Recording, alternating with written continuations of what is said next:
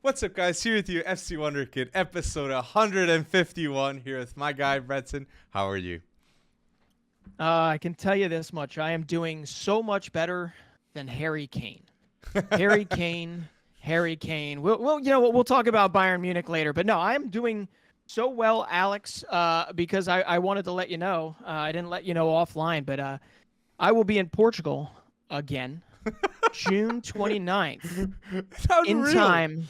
I'm finding this out while you say this. Unreal. Yeah, in time for the knockout rounds, man. So I wanna have a few beers while watching Portugal play in the knockout round. So hopefully I'm not, jinxing them. But the cool thing about this one, Alex, is it'll be the first time that I get to bring my family with me. So we will be there in Lisbon for several nights, and then we don't have a place yet, but we're going to be in Cascais for a little while. So 29th to like the 8th, man. So you're going to get sick of me by the end. You're going to get Lukian is definitely going to get sick of me by the end of this. But, and you'll be watching a bit of Copa America too at night here in Portugal, because the two tournaments will be on. It's going to be a phenomenal summer. And then in the end of that same month in July, we have Olympics, in which I hope Lamine Yamal is not going to the Olympics, okay? This is what I gotta say. And for people, this is the intro of the FC Wonderkid podcast, and I want to thank Chesney for going bold and saying this to a news source.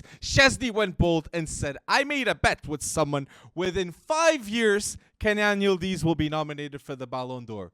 This is a bold take on Kenan Yildiz. And Breton, who's the player that's going to be in the Ballon d'Or in the next 5 years for you?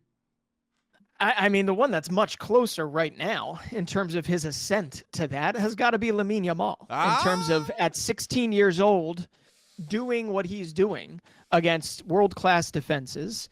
Frankly, he's the one that's still in the Champions League, ready to go toe-to-toe with PSG. Ready to go toe-to-toe, frankly, with headlines with Kylian Mbappe. I off the top of my head, I got to go Lamine Yamal. If we're looking at pure talent, pure, massive ceiling. So that makes a good call too for you, Breton, saying Lamine Yamal completely. I'll go Hendrik, okay? I'll go Hendrik. So the three players, Chesney goes Kenan Yildiz, I go Hendrik, and you go Lamine Yamal in being in the Ballon d'Or top 5 nominations. That is fair enough. But let the people know in the comment section too. People, let us know who are your choices, okay? Of being in the Ballon d'Or in the future. It's an interesting thing for somebody to say, but they must be seeing some things in Kenan Yildiz that we do not see just yet. And when you train with somebody, when you share a field with somebody, it is much different. But yeah, you can obviously tell. We've been here before. It's all how these guys develop, and Kenan Yildiz for sure. He's got something. So we'll see what happens. But hey, there was a lot more football this weekend, this past week. What do you want to dive into first? We should dive into the Premier League because we had a mad result, which was, well, not mad in terms of statistics. Liverpool did not beat Man United this season when Liverpool are contenders. And when in the first half, Man United had 0 shots on target. That is mad. All I got to say is Kobe Maino, star boy. Kobe Maino himself influenced completely that game at the age of 18 years old. Kobe Maino is generational from what I'm seeing this season, honestly. I want to see more for me to confirm that he's actually generational, but from what I've seen from the raw talent of Kobe Maino, we cannot be doubting the talent level of this kid. He's in the top midfielders under 20 in terms of the talent level. And Kobe Maino's first goal in Old Trafford is against the iconic rivals of Liverpool. That's star boy level. And he's going to Euro 2024. Start Maino with Rice and Bellingham. That is the bold midfield that people want to see, in my opinion. Well, it is. But I was more impressed all the way up till that goal. I was more impressed with the dirty work that he did in that midfield. For every counterattack that got through, that a Darwin Núñez kind of, it fizzled out. Let's just say there were a lot that fizzled out due to bad decision-making. There was a Kobe Mainu one that was him stopping the counterattack, Anticipating. dead cold, and it was wonderful to see. And I need to shout out the 19-year-old Willie Kambwala, who came into this. I mean, he did about as well as he could do against obviously a title contender in Liverpool. But 19 years old, French center defender, made some pretty vital interceptions. And what I loved about seeing him on the pitch was every time he did something, he was turning around, getting that Old Trafford faithful fired up as much as possible, even when they went down, right? So, yeah, I mean, Kabi Mainu, there are many pieces to this Manchester United puzzle that can be built around. And a lot of it starts with rebuilding that pipeline, that pathway, that, yes, I guess we can give Ten Hag some confidence, some credit for this, but I know it's Dan Ashworth, it's going to be Omar Barada. Those are the guys that are going to be tasked with making this not a pipeline, making it a freaking highway from the Manchester United Academy to the 11, because you already see what goals you got there, and I really hope it continues. But yeah, on the flip side, but on the flip side, it was tough to see a guy like Jarrell Quansah, who has been so amazing, stepping in for Ibrahim Konate, Joel Matip before that. I mean, he made that one decision that just broke that game open. Completely. It just broke that game open, and it was tough. And it was another game too in which Jarrell Quansah, until that mistake that led to the Bruno Fernandes 50th goal for Man United, the Portuguese Magnifique, ups and downs in his time at Man United, but he's been consistent with goals and taking risks and passes, okay? He'll never stop doing that, as it seems. And next season, the assurities in midfield for Man United are Bruno Fernandes, Kobe Maino, and I don't know who's the third piece. Douglas Luiz, João Neves, João Palhinha. There's a lot of talent that can go to this team. Even a Martin Hulman for Sporting. Bold statement for some people, but he's got a lot of quality that would be added. But Casemiro, time's passing. I hope he's there in the team, but I do think Man United could be selling him towards getting a transfer revenue too. But Erik ten Hag's the big question in my mind, and it was the first time. It was the first time since April of 2022 that Man United didn't even have one shot in Old Trafford in a game in the Premier League. That cannot happen, mate. The style of play, the collective does not seem like they've got a philosophy ingrained in their minds, and that cannot be the case when you have a team like Man United. They should know what they're doing. In comparison, Ajax at least provided one shot on goal while getting killed 6-0. But hey, that is something. I mean, the dichotomy between the two games that Manchester United played in the last week, kind of night and day. But to be honest, for about 50-60 minutes of that Liverpool game, night and day. They were bad against Brentford, and they were bad the first half against Liverpool, Breton. and Chelsea. I mean, Chelsea too. We're talking about here the 100th minute, 101st minute.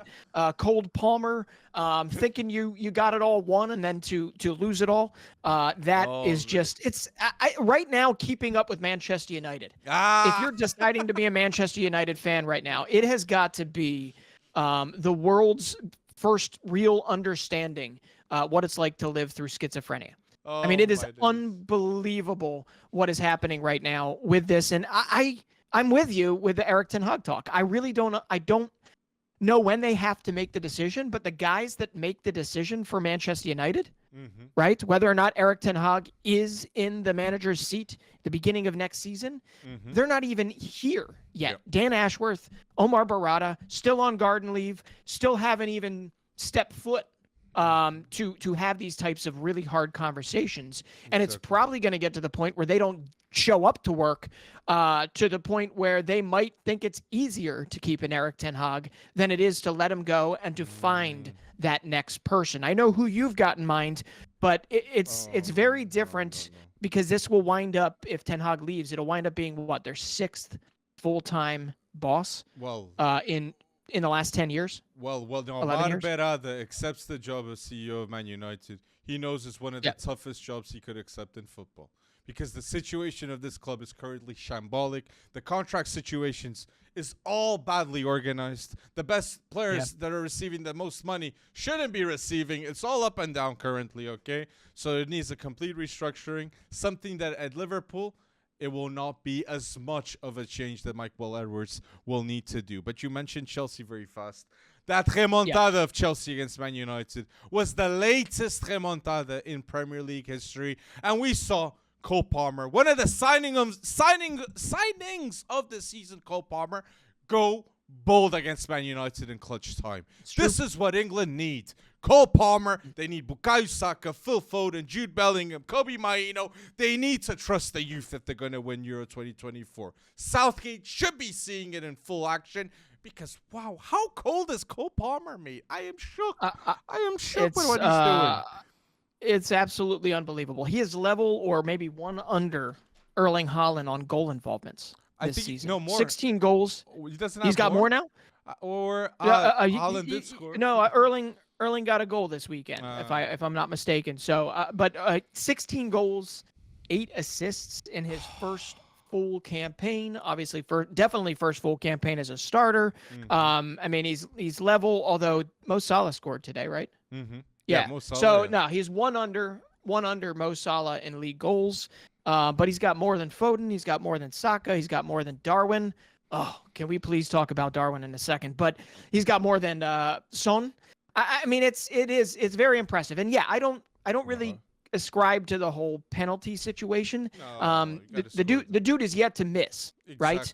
And if you're given the opportunity and you have your own teammates calling you Cold Palmer, you better deliver. And this kid delivers, whether you like it or not. He scores those goals. He's pretty much assured goal when it comes down to it. So and his first hat trick in the Premier League is against his boyhood club. Yeah, that's true. It's just so poetic. And England's are scary for Euro 2024 because currently players with more than 20 goals and 10 assists. We have Cole Palmer, you have Jude Bellingham, you got Oli Watkins, you got Phil Foden, and you've got Harry Kane. It's magnificent. It's historic, and it's an opportunity towards winning it because Southgate's got that pressure. Yeah, and even crazier, there are, let's see, I'm looking at my phone here because I forgot to write this down, but 7 players, Alex, U23 or younger in all the European leagues, top 15 European leagues. I went pretty deep with this one. There are 7 players with 30 goal involvements or more. 4 of them are British. 4 of them are from England. You got Cole Palmer with 33, Jude Bellingham 30, Phil Foden 30, Bukayo Saka 30. I mean, my days. The future is insane. I don't know what's brighter than bright, but it is supernova. You know, and that's it's really insane. And yet this past week was just vintage. I wouldn't even call it vintage. Maybe it's the modern Premier League where it was just goals galore, dude. True. I mean, it was goals everywhere. It was remontadas everywhere. It was I think this is one of the seasons, and I don't have the statistics backing this up, but it feels like it's one of the most historic seasons in Premier League history. Completely. When it comes down to late goals scored like after the 85th minute. It feels just no result is locked in until that flippin' whistle goes off. So it is especially Manchester United. Yeah. Especially Manchester United. Oh gosh. And we're 13 minutes in, and I didn't ask you this still, Breton. Is Arsenal still do you still believe Arsenal are favorites towards winning the Premier League until the end? Defense wins championships, and nobody's figured out that defense that well. So they have conceded 4 goals in 2024. Oof. They have scored like 34 plus. They have won all but 1 game in the Premier League. Obviously, this is all Premier League we're talking about right now. And Kai Havertz is one of the best forwards in the Premier League. I mean, hey, if we're going really recent form, I don't see how you can say that he hasn't turned this ship around for him. His confidence the support that was shown. It might have taken Mikel Arteta longer to get from him what he wanted, but his confidence and his patience with Kai Havertz is paying off. And I do think that this is a managerial upgrade in terms of his confidence and what Havertz can bring to the game. So I got to give respect where respect is due. And yes, I 100% believe that Arsenal is a contender. I still think Liverpool's not out of the mix, even with some crazy, sad things, seeing, some of the young guys that have really picked them up this season just make some crucial mistakes. But that's the game. They're still in it. And this, as if the three-horse fight to the death, to the Premier League title, couldn't get any tighter.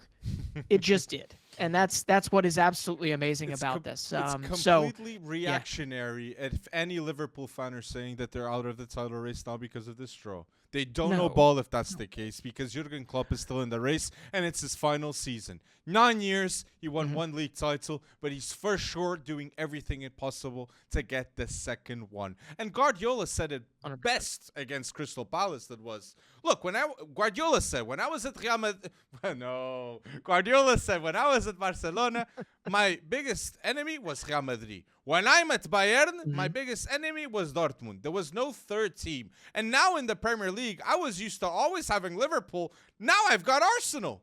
Times have changed, and this is what Arteta has become. An anomaly. An anomaly in the Premier League, this ascension. Guardiola wasn't expecting, Klopp wasn't expecting, and the world is now witnessing the beginning of something new. The Arteta ball, because I'm very surprised, and I've been a big critic a lot of times, and this is what Arteta ball makes me so fascinated with. I still see ways that they can progress with. They play phenomenal football. Yeah. They got great goal involvements, but I still think they're a striker away and a defensive mid away to being top contenders for the Champions League, in which they have the potential towards being that next season.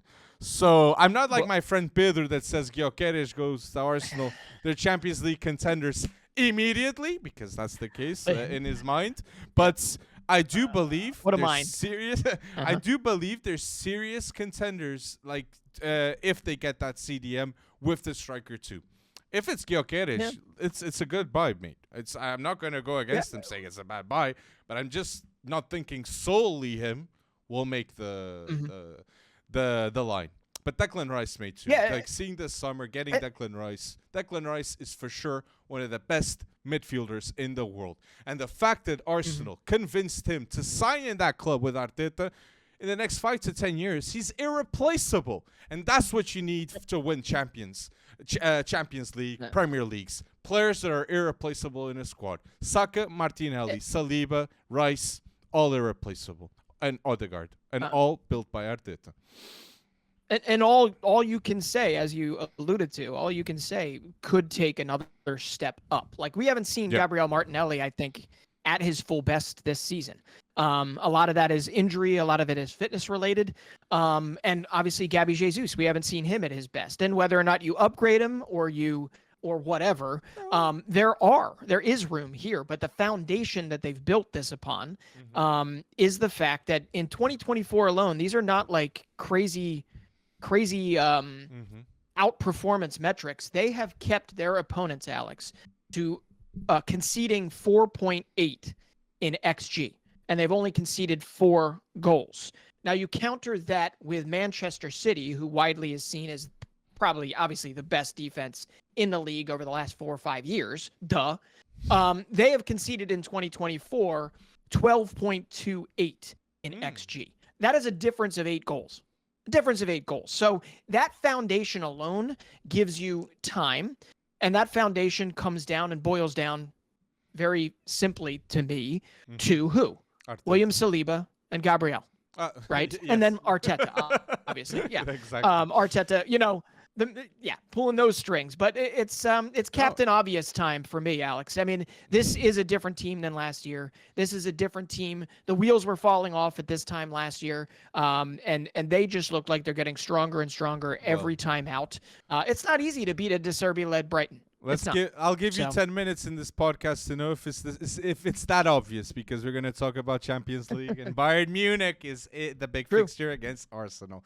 But yes, you talking about Arsenal. Just last thing on Premier League with Arsenal, it's Brighton were unbeaten their last 10 games at home. This Arsenal team made them look bad.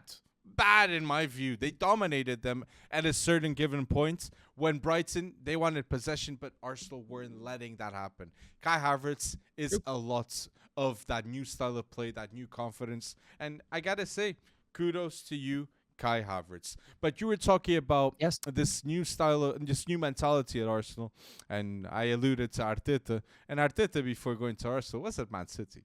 So I do think he's the student of Pep Guardiola, learning and now ingraining something very special at Arsenal.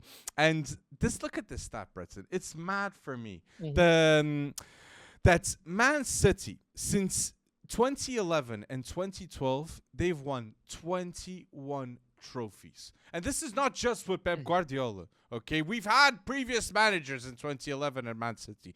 So the winning culture that has been built throughout the years is from the very top of the club. So I'm starting to feel like Arsenal with Kroenke, with Edu, with Arteta, they're starting to think that way and starting to think that we need foundations towards building success. And right now, Man City are the epitome of success in the Premier League, okay? And 4-2 against Crystal Palace. What a good game. Yeah. Oh, after conceding first, which is pretty interesting too. But I think the what's the word? The progression and the evolution of Manchester City. Obviously, money came, but it is illustrated in their top their players that have scored 100 goals or more. And one that has just entered into that hall is Kevin De Bruyne. Just scored his 100th goal, obviously reminded us all of his class, as if we all needed a reminder. We all knew that. His finishes are just sick. But when it comes to it, like, you're looking at these players. Obviously, at the tippy top is Kun Aguero, right? Kun Aguero with 260 goals. And then you have this littering of players that were at different levels. Some of them in the Championship, some of them in League One, some of them, in the previous to the Premier League getting branded and sold to the whole world.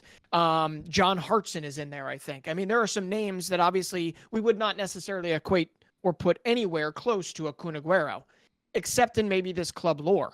Out of the 14 or 15 or so that have scored 100 goals, there's only 3 or so in there. This shows you how long Manchester City's history is, that we would equate to these 2011 beyond years, right? And that is Kun Aguero, Raheem Sterling at 131 goals, and now you've got Kevin De Bruyne at 100. Underrated Sterling. Shows how good he was at Man City. Very consistent player for Pep Guardiola.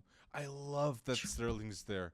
Unreal. And De Bruyne having 100 goals for Man City confirms how important he's been, okay? So we're having all these Premier League titles. The only player Pep Guardiola didn't buy at his time at Man City. He was there beforehand, okay? And in my view, I've said it, the best attacking midfielder I've ever seen in the Premier League. I cannot pick anyone ahead. And if I was, maybe I'd say David Silva. Maybe, okay? Because the more I'm thinking about David Silva, the more I think he's underrated too. But yes, you have the obvious choices too. Yeah, but Haaland updates. He did score a goal, so people are not going to be thinking that Haaland is having a real life crisis or anything like that. Haaland, since joining Man City, 89 games, 82 goals, 15 assists. So he still has more goal involvements than games. So Haaland is doing very good at the age of 23, in which he's still developing. But right now this season, he's not the best striker in the world. No, he's not. And it's amazing to say he just scored his 30th goal of the season. And yet, depending on who you ask, some people do believe that he is having a stinker of a season compared to what he's done. And it's just, it is kind of insane how he's almost rewritten that striker playbook, that expectation of what we expect. Like Harry Kane has to put up those numbers, right? Serhou Guirassy in the Bundesliga, Denis Undav, like, it's not that cool unless you're putting in 82 goals and 89 appearances. It's I think Ronaldo unbelievable how industrious. was the first one to do that, though, in terms of those types of numbers. It's true. Yeah. So, I mean, Ronaldo and Messi. Yeah. He did get inspiration from people, towards goal scoring. So if he's gonna win that Champions League top goal scorer ever, he's got to beat Cristiano Ronaldo in this case. But on Man City too, I love to see that goal of Rico Lewis. And Rico Lewis, underrated player, in which, if you don't know about him, you should be highly aware of the importance he has at Man City. 19 years old, and he's already a player that we know in the next 3-5 years, he will not be leaving Man City for how important he is. Let me ask you this, Breton. Yes. Do you believe Phil Foden is a top 3 player in the Premier League this season? Top 3 player in the Premier League this season. Oh gosh. No. Top 3? No. In the Premier League, I'll put him this season, Phil Foden, in that call. I'll put him. 2 hat-tricks. He's the player with the only player with 2 hat-tricks in the Premier League this season. He's been very important when De Bruyne hasn't been there. I think he's the most consistent player with Rodri for Man City this season. Okay, attacking maybe if we were to just throw that out there, but like Declan Rice has to be in there for me. Rodri, and then I'd put probably Kevin De Bruyne above Phil Foden, but I guess they're kind of interchangeable. I'm just trying to think off the top of my head if there's anyone. I mean, Liverpool. Who are we looking at here? No, in terms of continuity, Salah. But in terms of continuity, goals. I mean, I mean, Foden's better than Ollie Watkins, right? But Ollie Watkins is the leader in goal involvements in the Premier League right now, and generally scoring for a team that is worse than the team at the close, in a actual battle, seems to be given a little bit of an outweight to it. But I think Foden is probably 4th for me. That's what I'm going to say. Foden for me is a better player than Ollie Watkins, and but I think it's an interesting one you said. Yes. I think between like Cole Palmer, Phil Foden, and Bukayo Saka, you pick Foden, right? Yes. Oh. No. Yeah, no. I pick Phil Foden over Bukayo Saka. Right, I felt regrets. Yeah. Was it Cole Palmer? Yeah, no. But for England. Yes. I know, but Cole Palmer, I mean, I don't know. A lot of it is also Phil Foden's been doing it for a while. Bukayo Saka's been doing it for a while. So even if we're taking them in a vacuum, which is this season, it's really hard to let that go. Bukayo Saka is one of the reasons, right, why Arsenal has even been able to continue this trajectory upwards. So if defense, if right now their success has been built on the defense, but Bukayo Saka was the one that kept them treading water when they were going through their ups and downs, right? So I don't know, man. England have a mad squad because Bukayo Saka has been the England Player of the Year twice in the past, and he's not even top 3 for me this season for England. I think Jude is better. Crazy. I think Harry Kane's better. And I think Declan Rice is better this season. And he's won twice the Player of the Year. And Foden. I'll put Foden is better too than Saka for me in that conversation. So here I wanted here to make something interesting at the end. Let us know your thoughts here about Cole Palmer, Phil Foden. What are you thinking here about what we said and what have we missed? Okay, what did you guys wanted us to talk more about in the Premier League? Because the title race is very interesting, but there's always other conversations. And we're very big fans of Newcastle, Bournemouth, but we want to know what you guys want to see. But now, in 2 days' time, 2 days for us, 1 day for you guys, Champions League is back. Quarterfinals are here, and they're not going to disappoint. I am sure we're going to see historic moments this week. I'm sure. I'm going to go bold and say that. But let us know down below your predictions for the Champions League, and we'll comment, say if we agree or disagree, and like this video for more predictions like this. Are you ready, Bretson, to predict the Champions League like this? I believe I am. My gosh, some of these are mouthwatering. Where do you even want to start? Do you want to start with the No. Go ahead.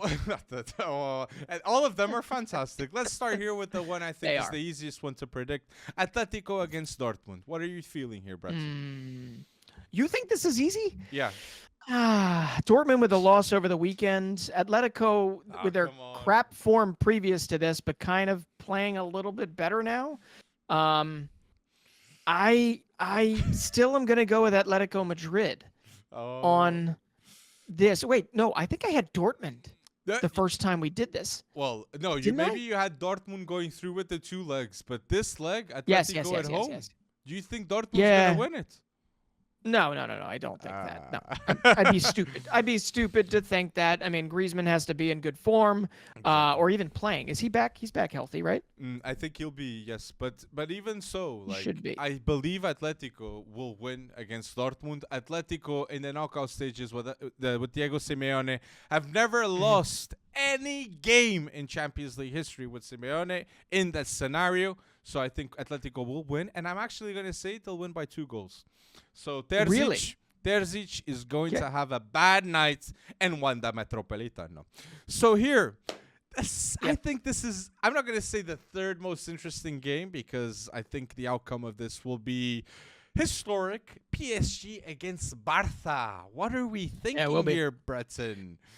Well, PSG is doing what they can to get everybody prepped and ready, handing a couple debuts to some 17-year-olds from the youth academy over the weekend in a draw against Clermont. Marquinhos having his 435th appearance, becoming the co-appearance leader for PSG all time. I mean, some fun little milestones over the weekend. Now, none of that matters if Kylian Mbappe is not on point. And right now it's Kylian Mbappe versus, it's crazy to say, versus Lamine Yamal. And I just think with PSG at the Parc des Princes to start, but I think they'll be fine. But if Lamine Yamal's the man of the match, that would be That'd unreal. Be insane. That would be the bold prediction that we want to see here. it would solidify the fact that he has that cold gene, right? That he has that ability to just not get rattled by any situation. And 16. I don't know if that's the naivete of being 16 years old, or if that is fully ingrained in him. You know, something happens when you go from 16 to like 25 and more self-aware, right? You become a little more less confident sometimes, or you worry about what other people think about you. He's at this perfect age where he literally could go into Parc des Princes and score 2 goals, and it would not surprise me in any way, shape, or form. Oh, man. Right. If Lamine does this, the world's going to erupt. Especially when Mbappe is favorite to go to Real Madrid next season. So everybody's going to be... Look, if Barca go bold and Lamine Yamal has a masterclass against PSG, people are going to start to be saying next season, it's Lamine Yamal versus Mbappe, Vini, and Rodrigo. And if he's getting standing ovations already in the Bernabeu, the potential is there towards making history. La Masia's greatness. And you said it. PSG Barca is all about Kylian Mbappe because, yes, he's the best player in both teams, and Mbappe will have to face this Barca team that last season had a fantastic defense and is slowly improving now that Cubarsí is there. Cubarsí, Condé, Ronaldo Araújo, Christensen, Ter Stegen, João Cancelo. I think Barca in both legs. I've said it. Bold statement. I think they're going to go through. I even get scared saying it with both legs. And if they're going to go through with both legs, they have to get a positive result here in France. So I'm going to go bold and say that Barca draw against Paris Saint-Germain. For me, a drawing is already bold when you have Kylian Mbappe on the other side. They're going to learn from absolutely. They're going to learn from absolutely. But this is a Kylian Mbappe that has scored a hat trick in the World Cup final, still lost. And 3 years ago, him doing it. Oh, that's true. But like him doing it away from home. And remember, Barca doesn't. Yes, they have a home. But that home is not yet fully built, so they are playing away. I don't know if that's going to come into the situation, but I do think you said Ter Stegen. I am also going to say a name that, he's not that old, but we don't really talk about him anymore that much, right? And that's Gigio Donnarumma. And that goalkeeper battle, I think you're onto something in saying that it is going to come down for me. The difference between the two is going to be who stands on their head away from home. Who gets it done away from home. And Donnarumma, believe it or not, as of late, has shown some had some very, very good performances for them. Ones that reminded you of the AC Milan past. right? He's not better than Ter So we'll Stegen, see though, if he's that's rounding. Do you think he's better than Ter Stegen No, not on better. his Not best day better. or no? No, not better. Not better. Right But now, I but don't see, put him. I think you're right. Like Ter Stegen consistently, I think is better. But I think What? Donnarumma is capable of literally winning a game by himself. Well, we did see that in the Euros. Well, but Yeah. Ter Stegen, though, I think is guarantees in terms of quality. But let us know. Are you team Ter Stegen or team Donnarumma? That's an interesting one. Donnarumma. But so you think PSG are going to win against Barcelona, right, Bretson? I think PSG. The draw seems very fair. It does. But the funny thing is I don't really see anyone but Lamine Yamal scoring for Barcelona at Parc des Princes. So if they can figure out a way to shut him down, I'm going to give PSG. I'm going to give PSG a 1-0 win here. Isn't it mad when on the other side we could have Ousmane Dembele starting, and you're saying that about Lamine Yamal? That is mad. That's mad. How life works. Yeah. To be young again. Oh, to be young again. Ousmane Dembele is a perfect example of what happens when you get older with this, right? He's too in his head. A lot. Like I bet his hamstrings, his quads keep him up at night in terms of what his expectations are for him. I bet he wishes he was 17, 18 years old again playing for Stade Rennais, right? When it was carefree and he just bombed down the wing. That's what Lamine Yamal is experiencing right now. I don't think so. I disagree. I think Dembele is very happy in Paris Saint-Germain, earning the good bucks and playing with his best friend Kylian Mbappe. Oh, well, but yeah, he is happy about that. Would not switch, and that's what I love about Lamine Yamal. I think he would not switch with any club, the position that he's with. He loves the club that he grew up, and I fully believe he visualizes being the best player in the world at Barcelona, and that's what's beautiful. He said he fell in love with the club with Neymar.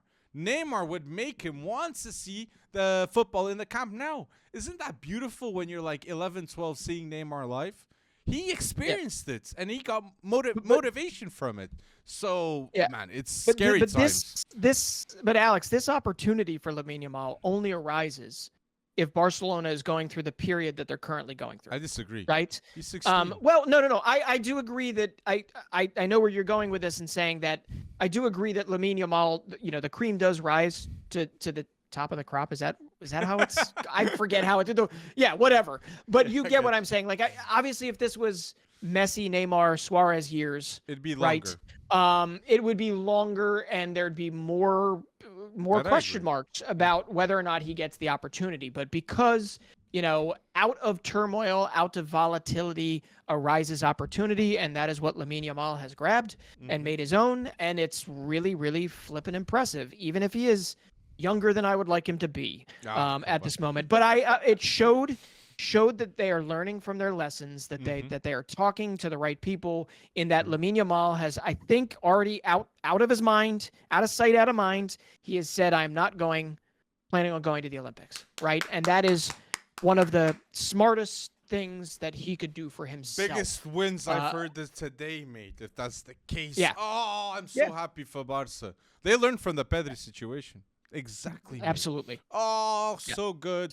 The next season, Barca will be having Lamine Yamal, Pau Cubarsí, Gavi, Pedri, Fermin Lopez, Hector Fort, Alejandro Balde, all these La Masia players, injury-free, ready to make history against the Galacticos.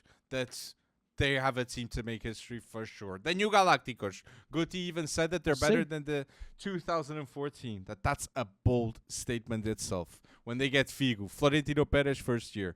Please watch that documentary if you can, okay? It's quite interesting to see what Florentino Perez did. And we did mention that Xabi Alonso, this whole thing, Florentino Perez is 10 steps ahead, and we're like, what, one step ahead? So he's the equivalent. Something like that. So, but this PSG Barca, let us know your choices down below on what we said.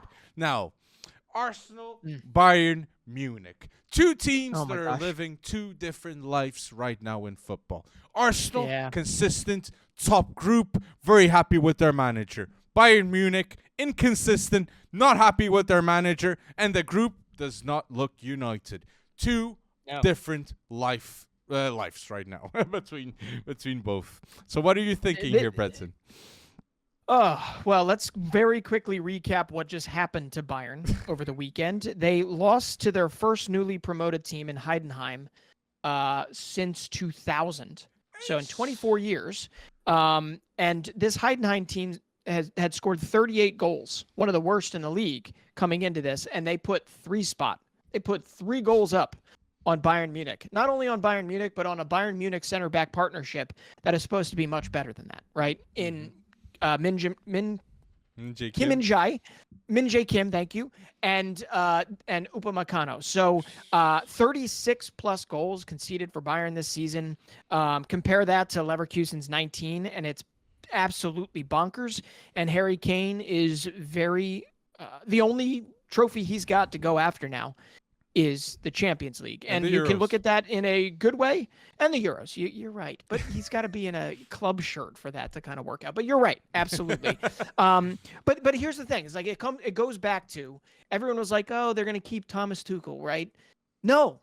Get that new manager bounce, not the new permanent manager, but put somebody in charge that talks him up, much the way a De Rossi is putting himself into firm, pole position to probably become the full-time AS Roma boss, right? And you could have had somebody within that system, within Bayern's system, give him that kick in the butt that they need. But keeping this guy around made no sense whatsoever at all. And here's what it comes down to. That Heidenheim game literally is a microcosm of this season, and it's been unraveling, and it's probably the pinnacle or the paramount of what we're looking at here. And yes, they go in to face Arsenal at the Emirates first. And my gut tells me Arsenal's going to rip them apart. But then you have to remember, these players have nothing else to play for right now. Exactly. Bayern. Individual quality. It's dangerous. Kane is back in London, mate. Can Harry Kane score a hat-trick against Arsenal? I don't know, but man, I don't wish this on anyone's. Like, Harry Kane's worst enemies are probably laughing. Can I ask you this? There's no way that they're. Will Gabriel and Saliba have a tougher game against Harry Kane than they had against Erling Haaland? If I'm Harry Kane, I'm like channeling 5 Haalands. Yeah, I'm pissed to no end. I know Harry Kane doesn't look like he ever gets pissed, but this. I could see Harry Kane just unloading on them.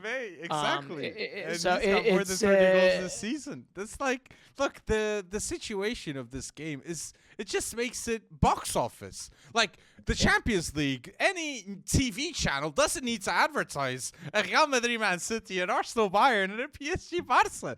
Like, every single game is leveled, and they're the right opponents for each other.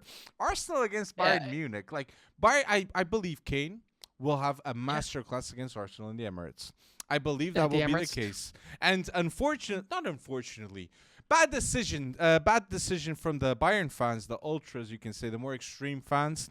They threw fairy lights and Lazio, so they can't go and see the game in the Emirates. So all the seats that were supposed to go to Bayern fans, they're going to Arsenal fans. So the Emirates will be electric. And if there's a stadium that you don't want to be electric for a team, is Arsenal, because they live from that energy. Arteta's made a fantastic job working from the fans with the team connection. And that's something that I have very strong Arsenal.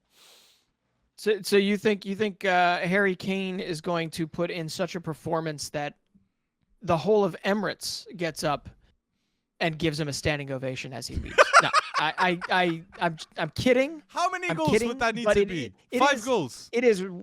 I know it is ripe. It is ripe for a weird scenario like that. And there's something needs to happen right away. Somebody needs to put a crunching tackle on him. Something needs to happen to where you put that possibility out. You put that light out. Any light, you kill it. Yeah. Because otherwise, the longer you leave, it is still Bayern Munich, right? Just because they're a wounded dog doesn't mean they can't bite. Exactly. So if we're talking really about quarterfinals, they're the team in this new Champions League not format, but this new Champions League branding, they're the team that has gone to the quarterfinals the most in the history of the competition. So it's interesting. And it's the first time of Arsenal with Arteta in the Champions League in the quarterfinals. And this weekend giants of Bayern Munich could be the right opponents towards saying, we're here to make history. And look, we're going to go bold and win the Champions League. If that happens, mate, I'm going to be like, this is one of the biggest things I've ever seen in football. Arsenal winning the Champions League when no one's expecting it. Like, what? But Alex, this is also a Bayern Munich that just lost to a team that has a smaller wage bill than Harry Kane himself. That's a good that's what this is. And that is literally what happened. And like, yes, and for that guy Tuchel needs to be fired yesterday for fumbling a center back partnership. Upamecano, De Ligt, and Kim Min-jae. Come on. Yeah. You're making him look second Bundesliga. And you still get Eric Dyer. And you still also got Eric Dyer. I really don't understand it. I don't understand it at all. And I don't think Thomas Tuchel should be. But I'm with you. Should be elsewhere anytime Tuchel soon. loses to Arsenal, he's immediately sacked. I completely agree with you. No, Bayern Munich are knocked out. He's immediately out because he cannot live being in that locker room with the failure of going and losing to Arsenal in 2 legs. So, what are you going with here, Breton? Arsenal, Bayern Munich? I'm going to think, Arsenal is exercised. They're drilled. They're ready for this. Their eyes are on the prize. I think that Brighton win is only going to give them even more steam to get this done. Okay. So I am still going with Arsenal not letting the Harry Kane masterclass happen at the Emirates. I'm going to go with Arsenal winning by 1 goal. I think they're going to win, but I don't know if it's going to be 1-0, 2-1, or 3-2.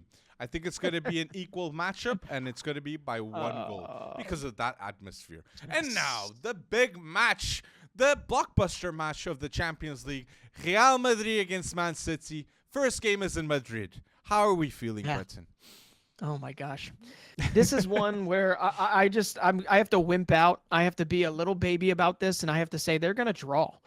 They're gonna draw. I feel too babyish about this. Now, what I'm hoping is that it actually winds up being like a 2-2, something, some sort of a barn burner to get things off nicely. But yeah, you look at it and it's Real Madrid has more weapons, in my opinion.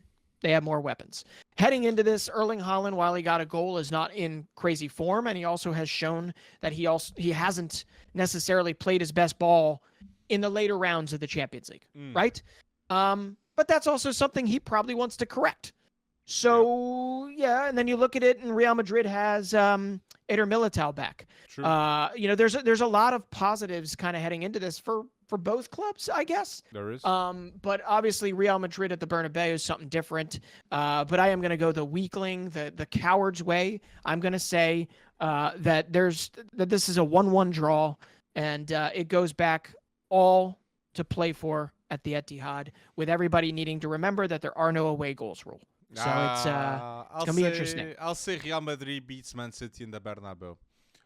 I'm getting the growing feeling that we're going to see history in this matchup between both teams. I don't know if it's going to be Jude Bellingham, Vini Jr., Rodrigo Goes, Camavinga, but that's the player that I'm going to say highly want to watch against Man City. Camavinga will play with Toni Kroos in my view. I think Valverde is one of the best midfielders in the world. I think he's very special for what he adds to this Real Madrid team. But the high intensity that Camavinga can have in the midfield, next to an experienced player like Toni Kroos, can be one of the biggest things that can contain a Man City team that controls the middle. They control the middle with De Bruyne, with Foden, and Rodri. And if you're going to beat this team, it's by doing just that, controlling the middle in the other side with Jude Bellingham. Yeah. Jude Bellingham it can be the catalyst of beating Man City, or if Jude Bellingham has a bad game, they will not win for sure. He's the difference maker. So will Ederson be back? Ederson will not be back. Ortega will be playing. Yeah, so it is all Ortega, but he's playing good. He's playing against Palace. Confidence is there. Very good on ball. Very good saves. But yes, that is something that we can point fingers upon. But Yeah. but this is interesting though. Ederson's injured, Ortega steps up. Alisson's injured, Yep. Kelleher steps up. Courtois is injured. Lunin steps up. So the Yep. second goalkeepers of the top teams, many teams are like Yep. thinking, please come to us. Yep. We want you. Yep. Okay. And that's good scouting and just shows that if you're going to be at the top, you got to do things the right way. And that shows the quality that meanwhile- they have in the team.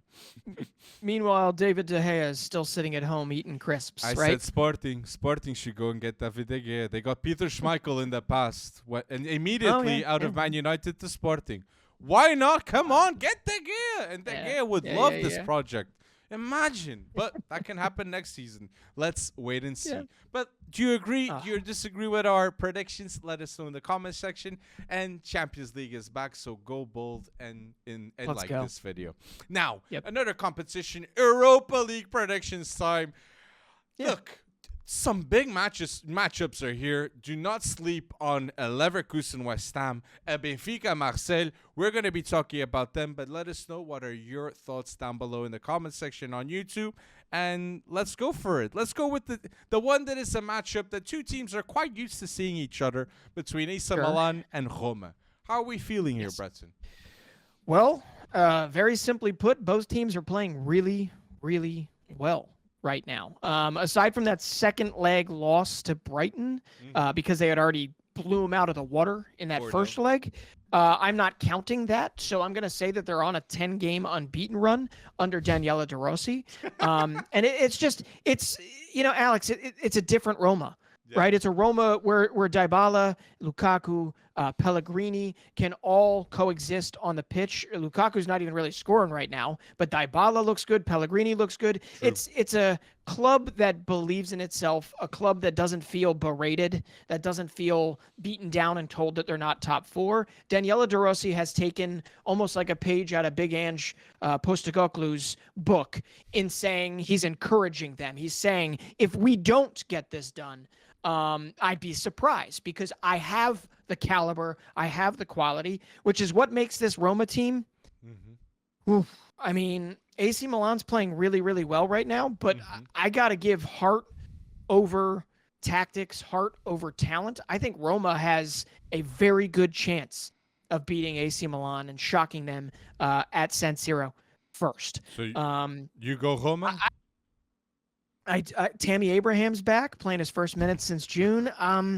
It's really hard to say that because Christian Pulisic is playing really good football right now. I know. I'm gonna go the coward's route again. I'm gonna say it's a 1-1 tie. I'm gonna say a late goal by Lukaku, who hasn't done much in a while, but an early opening stunner by Rafa Leao, sending it across to let's see, who's on the right side normally. I'll say Chukwueze puts it away or something. Chukwueze is a great player. Oh my God. Or Giroud. We got to put Giroud. The last dance of Giroud in European competitions, okay, in the Europa League. Dude. I think AC Milan are the favorites in both legs. But I do agree with what you said, that Daniele De Rossi, from getting this team with Jose Mourinho, he managed to unite the team a lot, and he's having a positive impact towards a lot of fans' expectations being like, is it possible? They were quite skeptical. So I'm liking what Daniele De Rossi is doing. I think he's putting a lot of responsibility to the captains, like a Mancini, like a Pellegrini, like a Dybala and a Lukaku. But if I'm going to say a prediction here in this game, I'll go AC Milan winning with a masterclass of Tijani Reinders. I think he's having a phenomenal season, Tijani Reinders. People are not talking of Tonali not being present in this AC Milan team, and it's because of Reinders. And the left side of AC Milan is one of the best left sides in football. Theo Hernandez and Rafael Leao. And if people do not agree with this statement, people do not know ball, okay, in my view. And so, yeah. Three of Milan's top 4 goal scorers are Chelsea castoffs, if we might might remember now. But Olivier Giroud, 15, Pulisic, 13, Ruben Loftus-Cheek, 10. And I got to just drive this point home here. It's amazing what happens on this flip side. There's a big difference between the two clubs in that I feel like every AS Roma member will run through the wall for Daniele De Rossi right now. Yep. I'm not sure the same exists currently for Stefano Pioli and AC Milan. There's with respect, that said, but the talent level I think is much higher on AC Milan, Mhm. and Rafa Leao at any point can end a game himself. Exactly. Right? And, Teo Hernandez, that's without even bringing Teo Hernandez into the mix. They also have the better goalkeeper. They also have a better central midfield, arguably, but Tiani Reinders has looked very good. Yassine Adli had a phenomenal game over the weekend. But Christian Pulisic is just this, he's playing very different right now in that it's amazing what happens when you don't fumble a very good talent. Now, injuries have played a big part, but it's great to see him supported. It's great to see him confident. And his golazo over the weekend, it's just so fun to see. So heading into this, higher talent level in AC Milan, and if that wins out, then Milan wins. But I'm going to go draw at San Siro. When I'm hearing you talk, I'm like thinking you put AC Milan with all this. But now, another one that's easier to predict, I think, Liverpool against Atalanta. Another team from Serie A, Gasperini. And this is worth saying, 3 teams of Serie A are still in the Europa League. So it shows the good management that's been happening in Serie A with some of these teams. And Atalanta are a consequence of that with Gasperini. Trusting a lot of good players. Lookman, Scamacca is now looking good after his West Ham blimp. So I'm going to say Liverpool are going to win this game. But I do believe a lot of goals will happen. And like a 3-1 or a 4-1, that's my prediction for this one.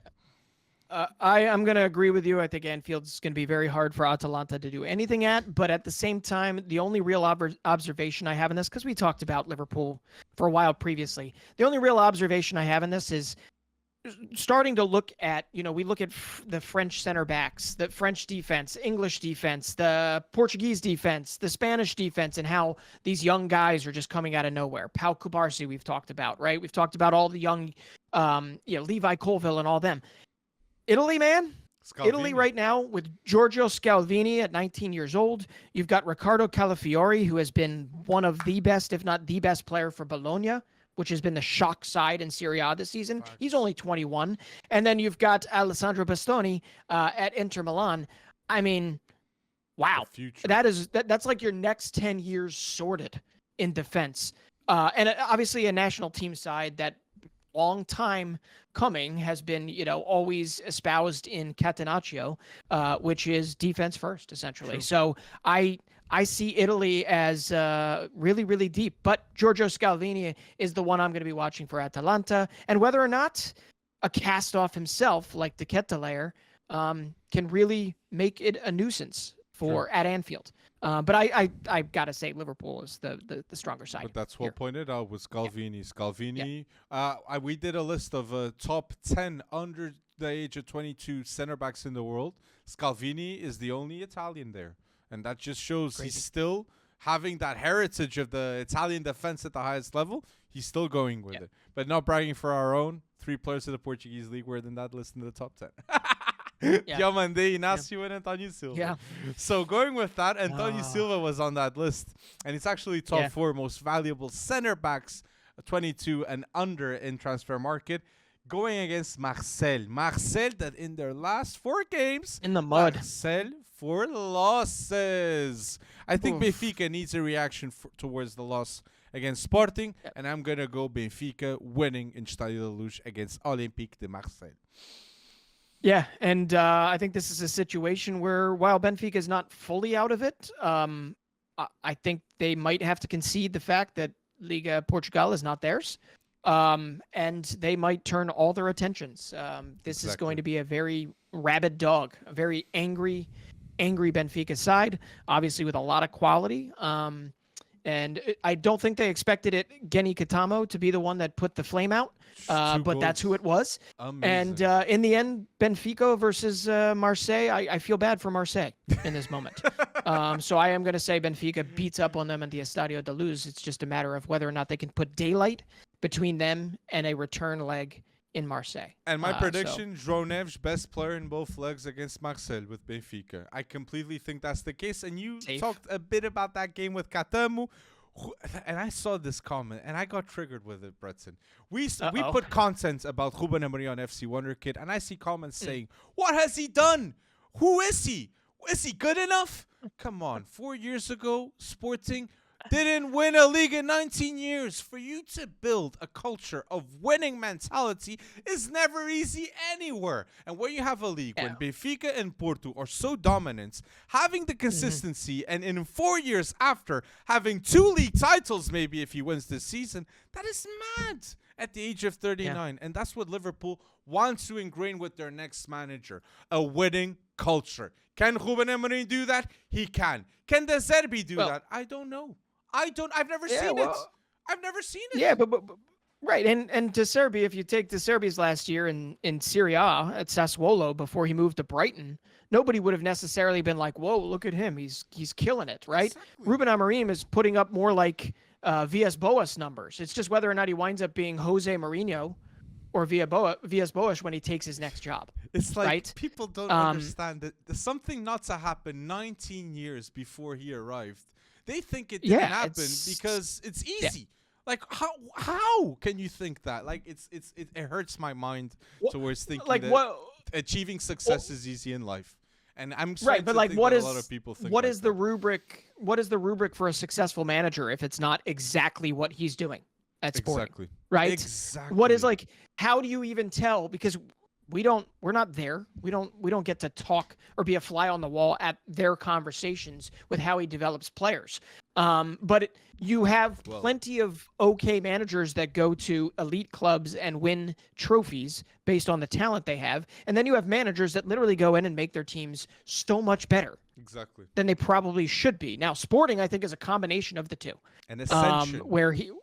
Exactly. Growing so ascension. And it's not interesting. a fluke type of season. So this is what I wanted to say about that, especially because we were mentioning Benfica, and Benfica losing to Sporting at home it's no shame, okay? And they actually played very well, and one of the best teams playing against Sporting at home, because Sporting this season in the league at home, 100% victories, 14 games, 14 wins.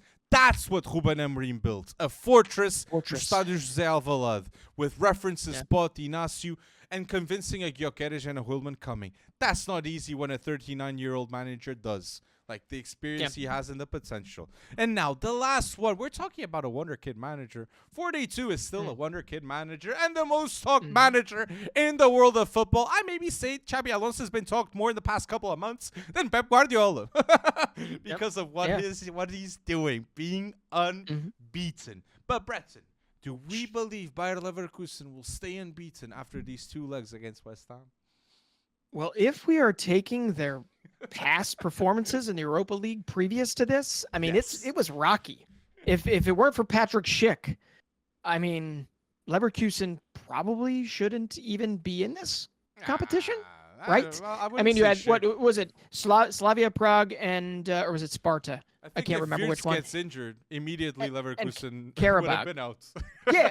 But here's like West Ham is better than either of those opponents that were annoying, incredibly annoying, that they needed amazing dramatics at the end of their game to beat. West Ham is a better team, and West Ham has players that are some of the best in the world at their positions, like Lucas Paqueta, like Jared Bowen, who hopefully is not too injured, but is obviously in contention to go and play a role for England, one of the favorites at Euro in Germany. You got Ward Prowse, one of the best set-piece takers, and then you got Kudus, who can beat a team on any given day. So Leverkusen has shown they didn't go in and beat their previous opponents 6-0 in each leg, right? It's not the same. The Bundesliga and this is not the same. And they still have to beat Werder Bremen over the weekend, next weekend, after this first leg, in order to win the dang thing. So it comes down to the fact that they still got to get over the line.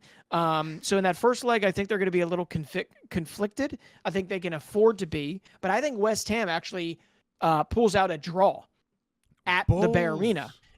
And then I think the bigger leg is going to be what happens after they wrap it up next weekend, whether or not it's Bayern losing and they beat Werder Bremen or whatever. They wrap it up, and then all their attention turns to the European competition. What happens at the Olympic Stadium? What happens at the London Stadium with West Ham? right? Mate, So yeah, that's my bold. thing. That is so bold of a prediction right now. Oh my days! Like, We'll see.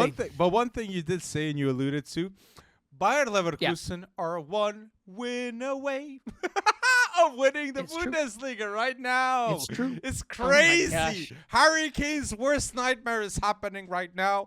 Yep. Leverkusen are 41 games, 36 wins, 5 draws, madness. And David Moyes is the Bonkers. guy that can make something happen against them. And he can Good. destroy the European treble happening. Or it's Yeah, David yeah. Moyes or it's Jurgen Klopp. One of them will have to stop. Oh, no. It could be Pioli or Daniel De Rossi. You never know, too. It But, could be. but this is Yeah, the thing, yeah. too, with Europa League. Best players in Europa League, Mhm. Florian Wirtz, Mo Salah, Rafael Leão. There's a lot of top players in this competition, but Absolutely. not going with what you said. Going with what you said, but not agreeing.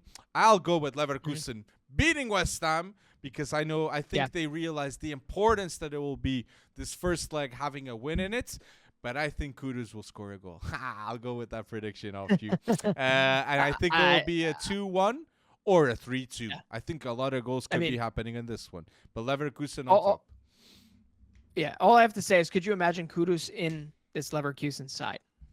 That would be pretty Well, pretty freaking instead of awesome. Hoffman, that'd be great. But yeah. instead of Wirtz, that couldn't happen.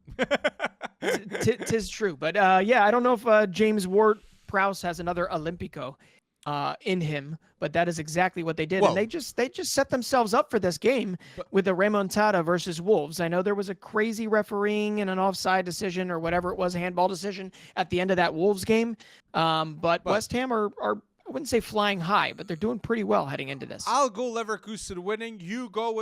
I'll go with Leverkusen winning. You go with a draw with West Ham. But let me ask you this, Breton. Between Correct. Ward-Prowse and Yep. Grimaldo, who's better in set pieces? Oh gosh, I mean, I gotta say Ward-Prowse just in terms of continuity and I consistency. gotta say Grimaldo long-term. because live those set I had a pieces feeling were you would. crazy for Benfica. Yeah, And now no, I mean with they're Xabi good, but Alonso, hey, it's like guiding him towards Uh, improvements. It's like mad. Oh, it's my true. days. It's true. But We'll see. people- One of them is going to play a role this weekend, or who knows? Maybe both. Not this Exactly. week. Not this Exactly. weekend. This week. This week on But yeah. Thursday. But let us know your thoughts, your predictions. What have we missed? And do you agree or disagree with what we just said with Europa League? Go bold in this video. Love it. And now here at the end, we got to talk about some highlights of the week. I want to highlight Nico Williams this season is one of the best young wingers in football. Beautiful. Under 21, Yep. for sure. He's got 6 goals, Yep. 14 assists, Copa del Rey winner, MVP in the game too. And look, if I'm Barca, I'm getting Nico Williams Yeah. and I have Lamine Yamal for the next 5 years. It's so obvious. Get it done. But yes, I love seeing Nico and Inaki succeeding in life. Brothers succeeding. And San Mamés, even though the match is not there, 50,000 fans are there. And that's the right club that's succeeding. I love to see right clubs succeeding with the right fan base in my point of view. Atletico de Bilbao hadn't won a final in their last 6. They lost their last 6 finals, Atletico de Bilbao. This was the importance, and that's why 50,000 people were in San Mamés, and that's why Nico Williams is one of the best players in La Liga at the age of 21. In La Liga. 40 years. 40 years it took. 40 years for them to lift the Copa del Rey title 6 times, like you said. It took 120 minutes in penalties, and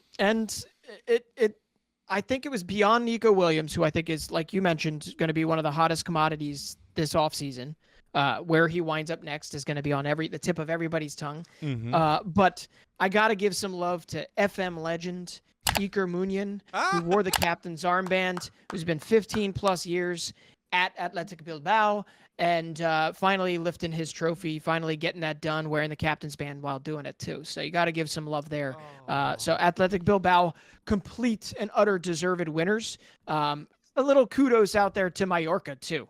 I know they're co-owned by a couple Americans like Steve Nash and who else? Who's the other one? Stu Holden, I think, is in there. For them to make it to a final, that's pretty damn good. And for them to take them to penalties, that's even better. But Athletic Ah. Bilbao were deserved winners. I love to see that. I was really happy to see that, and it's a club that Yeah. I love the whole thing that only players from the Basque region, and the fact that they're still there with that type Yeah. of ruling. It shows that it's good organization and development.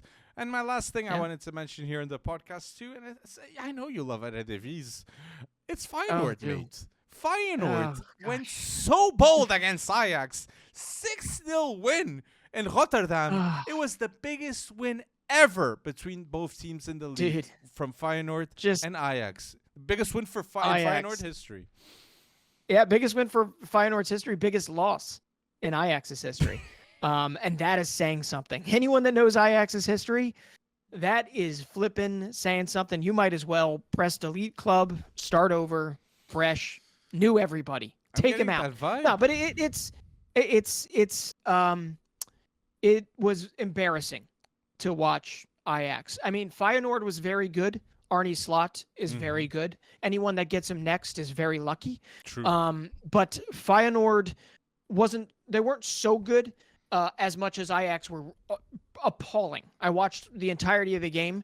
They looked like they didn't want to be there. And Yep. what's sad about that, Alex, is that the majority of them are obviously young players. Yep. So that locker room has been lost. That will, that confidence has been lost. And I have that, sadly, as like more exciting than who I want to talk about in this Wonderkid section. And that's Yankuba Minte. That's Quentin Timber. That's, Igor Paixão, I know is 24 now. But like these guys put on a friggin' show for their home fans. But Feyenoord, I gotta say, they are on pace to put up as many points as they did last year when they won the Eredivisie title. And the only reason they're not going to win again this year is because PSV put in a historic, absolutely historic run Exactly. to the title. But they are only trailing in cumulative points over the last 2 seasons. They're only trailing PSV Eindhoven by 2 points. 2 points. And they've only lost 4 times in the last 2 seasons with over 40 wins. And they're unbelievable considering that they kept David Hanko, that they blooded Santiago Jimenez to turn into the striker that he is, that they've got a guy on loan from Newcastle, a 19-year-old, that is going to be a big handful for Premier League defenses if they give him a shot. Eddie Howe could totally use him right now. But unfortunately, all of that was just so glaring and so kind of too happy against what the real sad thing was, and that was the demise of Ajax. I mean, that was just disgusting to watch. That's all I got to say about Completely. And you mentioned Igor Paixão. They still have Santiago Jimenez. They got Mats Wiefer when they sell Frederik Orsnes to Benfica. So they're consistently rebuilding and actually consistently on the top in Eredivisie. So Arne Slot is a big reason towards Feyenoord's success, 100%. towards going to European finals, towards winning the Eredivisie in the past, and towards winning 6-0 against Ajax, an historic team in Eredivisie too. Jimenez extended, and it's because of Arne Slot being there. If I'm Bayern Munich, that's the guy I go for, Arne Slot. And not a lot of people are talking about him, in my personal view. But let us know down below, what did we miss in this podcast? What do you want to see in episode 152? What do you want to say, Breton? Well, yeah, no, can't wait to see you in late June. No, the last thing I wanted to just say was a shout out to Philadelphia Union, my hometown club. Their U17s are going to the second, one of the only clubs, actually the only club in the tournament's history, which they just beat Flamengo, they beat Dinamo, they beat Jeonbuk from South Korea. They are the only club in the Generation Adidas Cup history in the U17 section to go to back-to-back finals where they will face Los Angeles Galaxy. And Cavan Sullivan at 15 years old or 14 years old. No, he might have just turned 15. Not only was what's the word, suspended for the day because of a red card he got previously, but he will be back for that final, which is going to be played after we have filmed this. So we'll see, but I have a feeling that they're going to go on to win, and that comes on the same day that Cavan Sullivan has signed his deal, thanks to Fabrizio Romano, has gotten the here we go. He will be a Manchester City player. He's still but he will 14. stay at the Union. He's still 14. He will stay at Oh, And my Alex, days. it's the best for all parties. Remember when I was not very happy about the Cavan Sullivan maybe going on loan to Belgium, to this, to that? He is going to be staying at the Philadelphia Union until he's 18 years old, and then he likely will be joining, not likely, he might go on loan, he might join Manchester City proper. Who the heck knows? But he will be able to stay at home. He'll be able to play with his brother probably in the first team for the Philadelphia Union, which I think is the best bet for all people involved. Now, what I would like to do is stop talking about Cavan Sullivan so that we can watch him grow, develop, and get a little older than 14 years old. You right? know what's going to happen, maybe, Bretson? What? Calvin Sullivan, I'm saying it right. Calvin Sullivan. Cavan Sullivan at 15, 16 plays for Philadelphia Union, has some good games for the first team. People will start to already say, prepare him for the World Cup. Prepare him for the World Cup. And we might be seeing in 2 years' time, when he's 16 years old, Sullivan being in the World Cup for the USA. Oh, that would be bold. We'll see. But let's wait and see if we're going to have a Philadelphia Union player.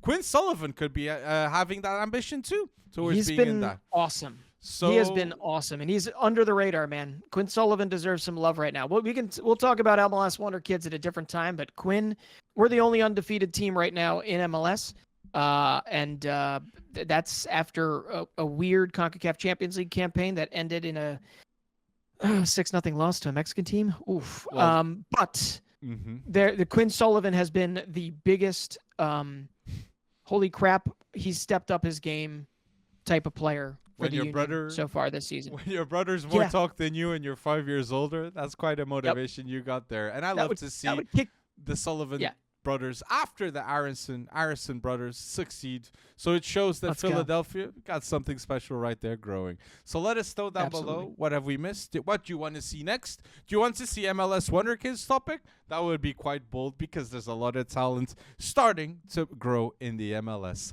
Thank you for listening until now to episode 151, and thank you for going bold with us another week, people.